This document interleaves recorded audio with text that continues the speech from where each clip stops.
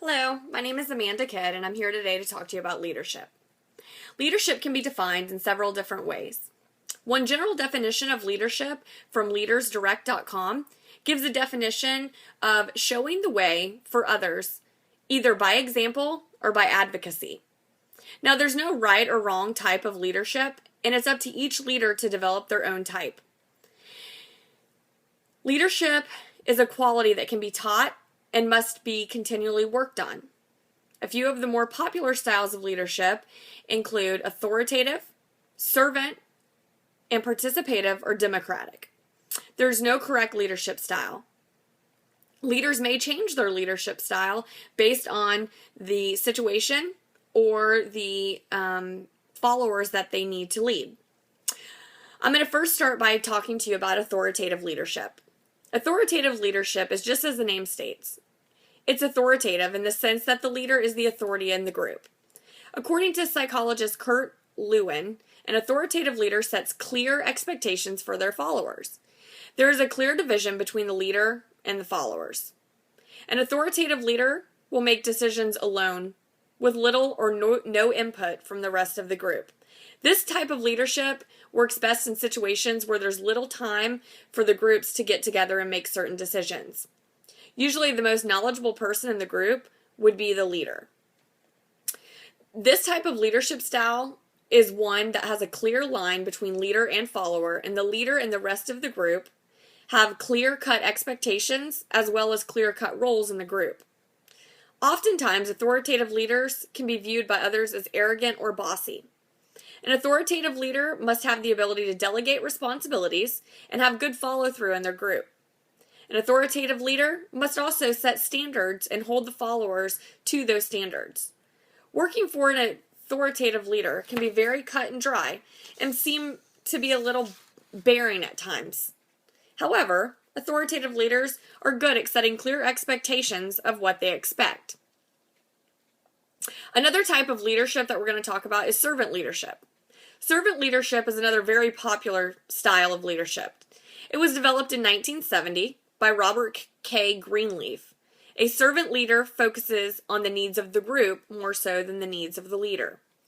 A servant leader is concerned with developing employees to bring out the best in them.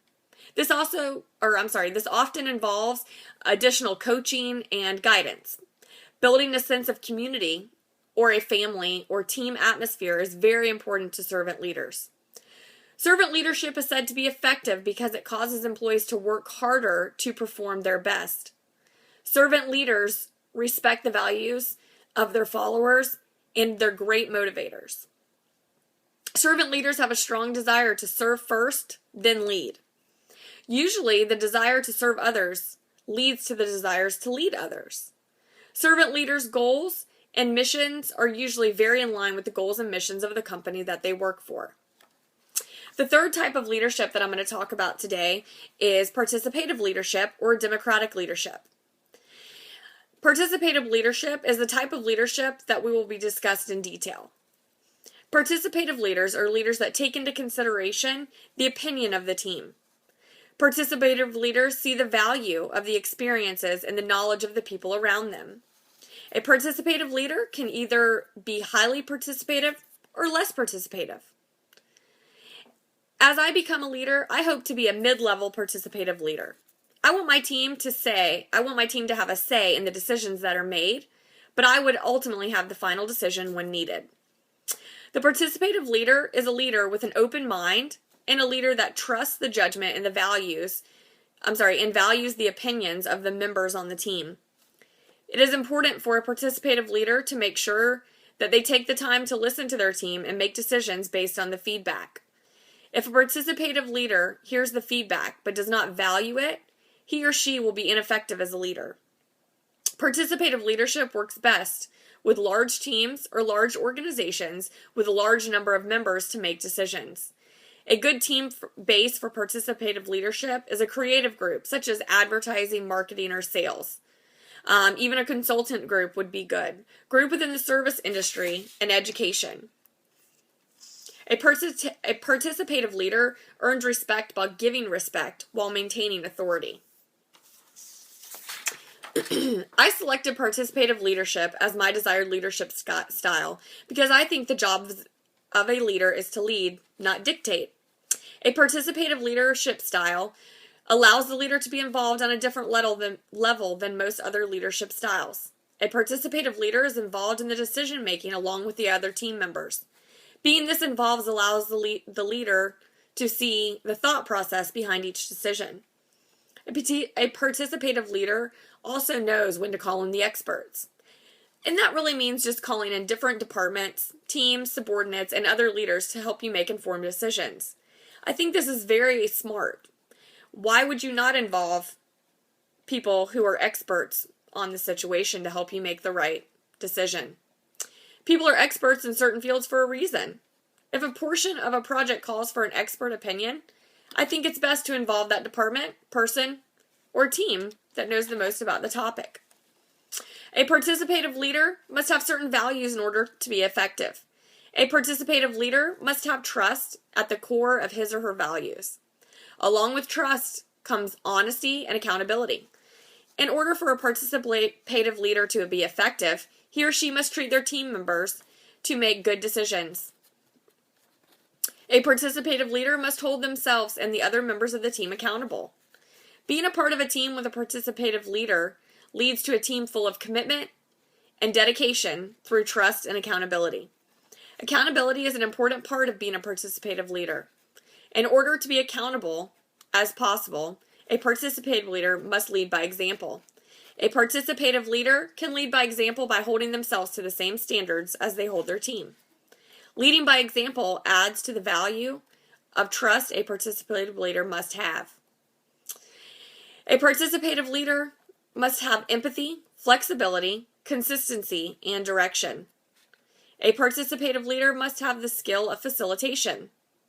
Oftentimes, teams can be afraid to speak up or give their ideas or opinions. It is the leader's responsibility to pull the information out of the team members and make them feel as comfortable as possible about their ideas and their opinions. In order to do so, the leader must be non-judgmental and supportive of the ideas of the team members. A participative leader must be willing to keep open communication, respect the ideas of others, and be ready to commit and be ready to explain, but not apologize. A team with a leader with a participative leadership style must feel free to openly discuss ideas without being judgmental for their ideas. It is important for the leaders to keep the lines of communication open. Participative leaders must have experience in motivating others. Motivation is important to a group with a participative leader. It's important for the leader to motivate the team in order to get things done and to be able to be a part of the decision. Motivation is also an important part of making the team and the team member realize their value as part of the decision-making process. Overall, I find participative leaders to be the most influential. Being a participative leader allows the team member to see the value in themselves as well as the value of those around them. Participative leadership allows the leader to use the strength of all the team members for the best results. As a participative leader, I hope to build trust, camaraderie, respect. And I also hope that I will be motivating, empathetic, non-judgmental, accountable, direct, and influential. I hope this information that I've provided to you today on leadership helps give you a better idea of the type of leader that you want to be. Of course, I've only discussed 3 different types of leadership today, and there are many, many more. The most important thing about leadership is to remember there's no right or wrong type of leadership. It's what works best for you and the team that you're leading. Thank you.